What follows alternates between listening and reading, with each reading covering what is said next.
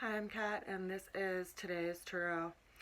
We have some interesting energies on the table today. The opening card for the day is the Queen of Pentacles. So this is an energy of active materiality or active earth. So this energy of self-development and where we're actually striving to go in our life. So this is an energy of us actually taking a look at where we are aiming for this year and where we want to plant those seeds.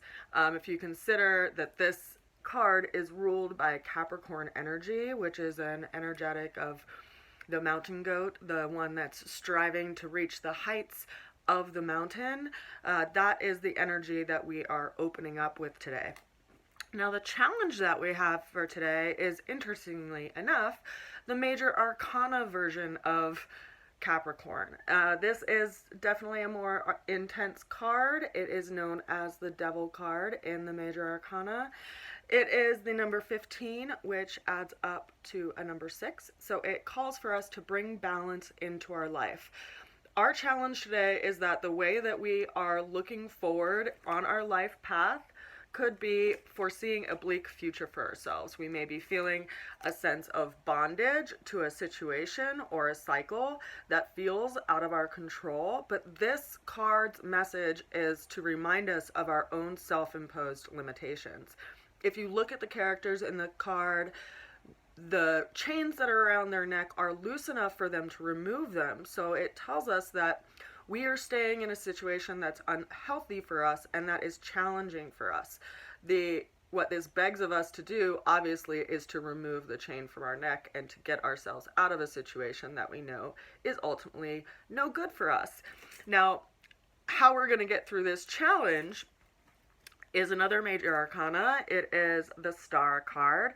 This is a card that is ruled by Aquarius energy, and Aquarius comes after Capricorn in the tarot.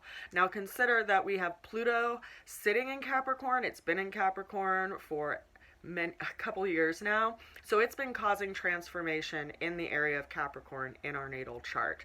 And Aquarius is an energetic of having hope. So how we get through this challenge of, self-imposed limitations is to actually start seeing things in a new way. Start seeing that the changes that have come in your life have been creating opportunities and a new way for you to actually give of yourself in community. Now, this is a card that's actually telling you that the path that you are on is actually going to be bringing you to your highest self, like to your actually evolution of self, but you have to have and find balance within and amidst the chaos and know that you are on the path that is going to take you there. And so it is this this life lesson of how we actually look at things and how the way that we look at things can actually be the biggest limitation in our life. Now, the overall energy of today is the Nine of Wands. This is an energy of a person who is triumphant after getting through a situation, even though they may feel a little bit beat up, right? It's also telling us that we will be standing our ground and as far as what is important to us. And it's also reminding us that if there is a situation that has been that hasn't worked out in the past, that it's likely not going to work out again, right? Unless both people are actually going to be willing participants in working on things. What's interesting is I drew a fifth card rather, just to get clarity on this situation. And the clarity on the card was the Six of Wands. So in the tarot system, it is a combination of a lot of different esoteric systems, numerology, as well as the zodiac system, as well as the astrology system, as well as Kabbalah, as well as a number of other systems. But when we look at the numerology, when we add another number, it gets more complex. And when we subtract a number, it gets less complex. So ideally, we're looking for the ace ultimately, because when we have 10 of something, it creates a new situation. It's the crystallization of having too much of one thing. So we are stepping down from the 9 of wands to the 6 of wands, which is in the realm of tarot, all of the suits are associated with different elements, and the wands are associated with our willfulness. And if we have a 10 of wands, it's considered someone who's just addicted to doing things. It showed up in yesterday's reading, which I actually didn't end up uploading because I had a couple of other readings with actual human beings that I had to run out the door for, so I apologize I didn't post that. But the 10 of wands is typically associated with the duoholic, and then because they're holding on to so many things that they have to do.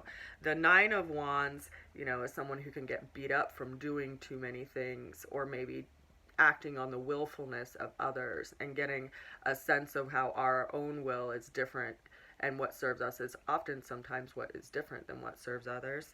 But the clarity that we came through for today on this card was actually an energetic of moving forward, and moving forward on past successes. So if you find yourself in a place where you're foreseeing a bleak future for yourself, take a moment and look back at other times that you've gone through chaotic situations or hard situations or storms in your life, and how that created a sense of surrender and letting go to a situation that allowed for new opportunity to come in.